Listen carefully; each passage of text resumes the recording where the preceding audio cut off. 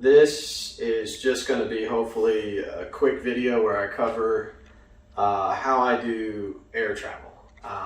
Lot to kind of go through. Probably a lot of this you already know, but hopefully you take a couple cool tricks from this, right? So let's get into it. First and foremost, when you're going on air travel, you always want to be prepared for rain wherever you're traveling, prepared for delays wherever you're traveling.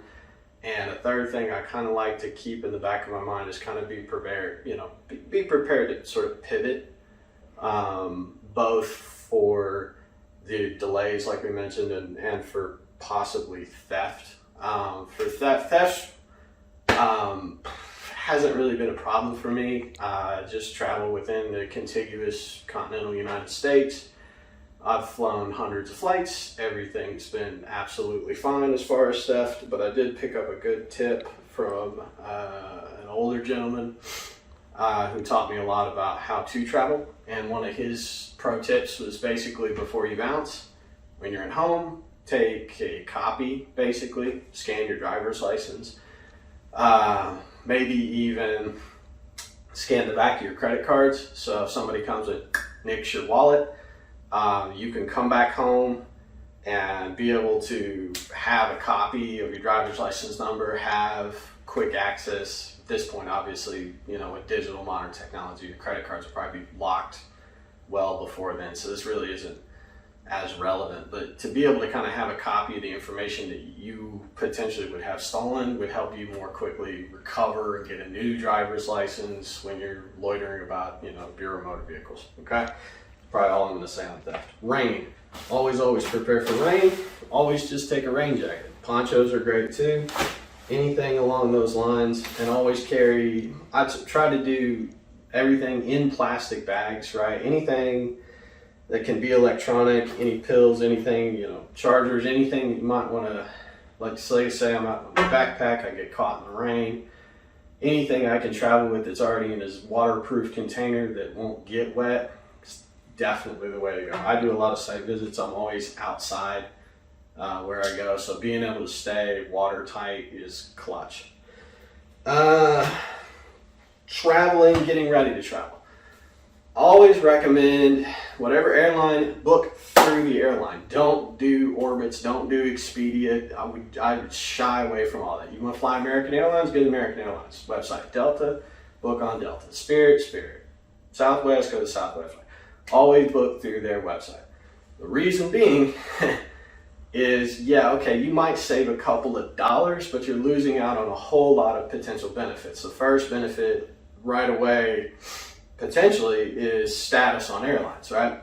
One of the greatest things to have when you're flying a lot is to get I do American Airlines. I'm not an advocate for American Airlines. This is what I do because they tend to offer flights where I'm going.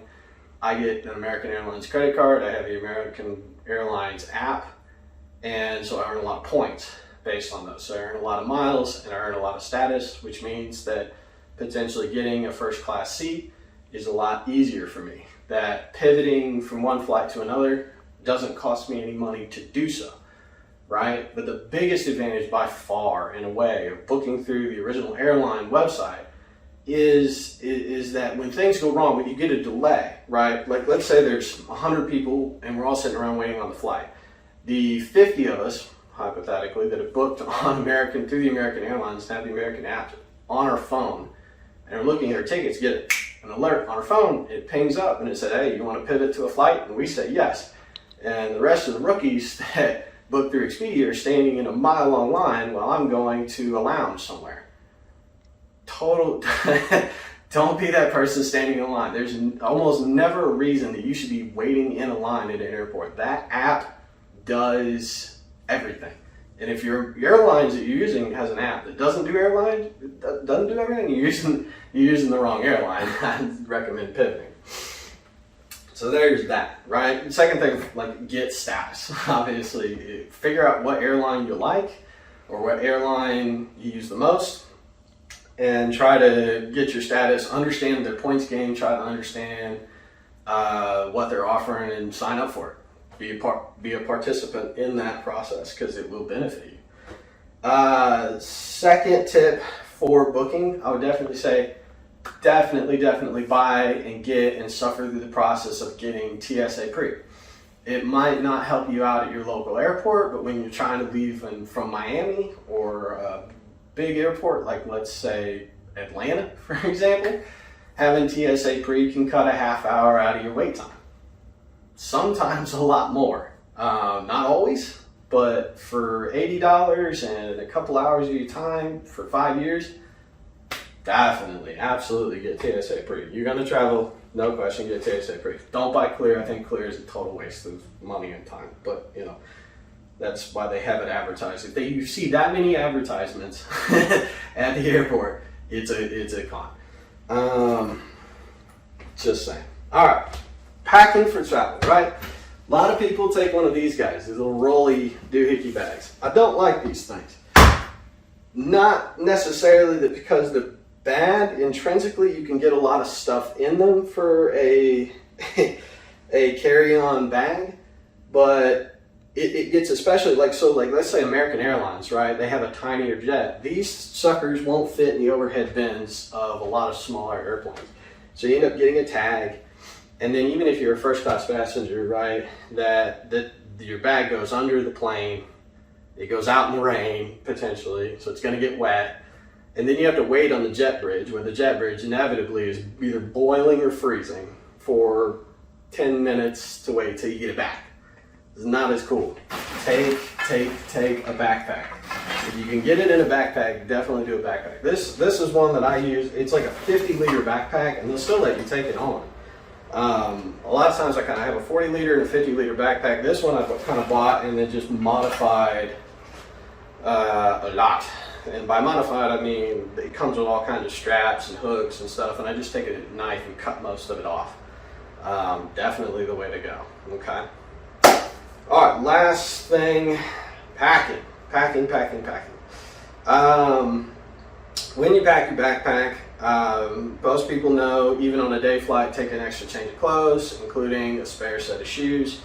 When you fly, definitely always recommend that, you know, planes, airports, they tend to run cold. They're kind of set up for business travelers who happen to be in suits. So if you're a cold person or you freeze easily, pack more.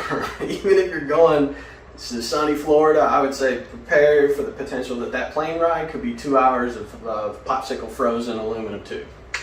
Beyond that, when you pack, make sure you're packing not just like your phone charger, especially be careful for things like, let's say I pack my phone, I have a USB-C cord. It's USB-C to USB-C.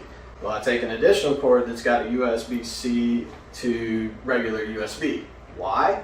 Well, if my cord breaks, I have a spare. If I need to be able to plug in the airport terminal and they don't have USB-C or plug, I just got a USB in the lounge seat. I can hook up that. But most importantly, I hit that rental car right after I did the airport. And most of the time, rental cars, a lot of times, especially the old ones, don't have USB-C yet, or maybe any of your other stuff, but they will almost always have USB just outright. So make sure you take a cord for that. Regular traveling beyond that, good tip. I mean, usually most people know this by now, but like roll your clothes. Be an engineer. It's just a more efficient, cleaner way to pack. Make sure you're packing. I like to bring and take a little bit of motion sickness pills, little chewy tabs. Super awesome. Pop them in hour and a half or whatever it is on the box that you need to take them so that they're effective.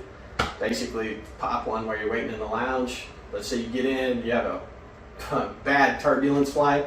I don't get motion sickness very easily, but on some of these more turbulent flights, having that stuff, big difference between walking off that plane just green and walking off that plane just fine, right? Other things I always like to take, especially on my overnight trips, right? But again, on your day trips, you can get stuck, whatever. Always take just a little bit of Tylenol in case you get a headache. Take a little bit of, what do I like?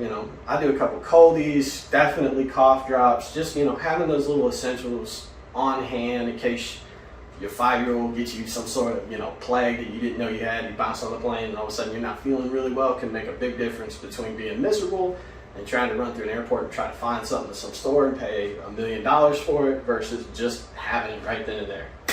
Way, way more awesome. Last and final tips for traveling when you get off the airplane.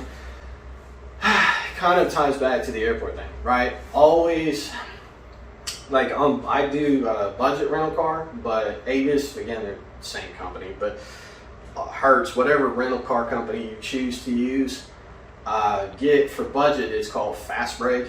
You sign up, it's free, and it's, again, the big difference between getting off an airplane and then waiting in another line for 20 minutes while they check your car out for you versus being able to just walk up to the counter and, you know, in the rental car parking lot, pick up your ticket and just get in your rental car. Big time saver, big difference.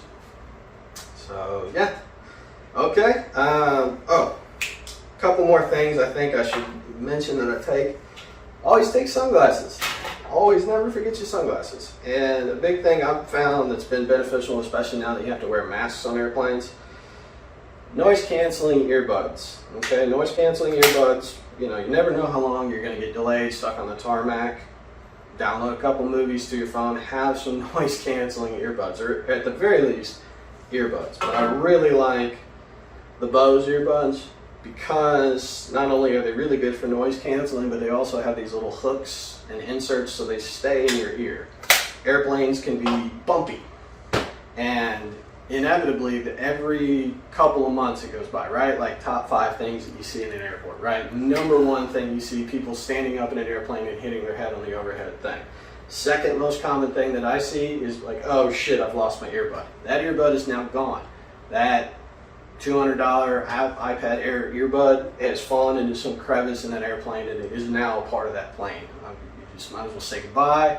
You're fucked. Now you're listening with one ear. Alright, so anyway, pro tip on those, that's what I recommend. I think that's it. I hope this has been of some use to you. Good luck traveling and have a great day.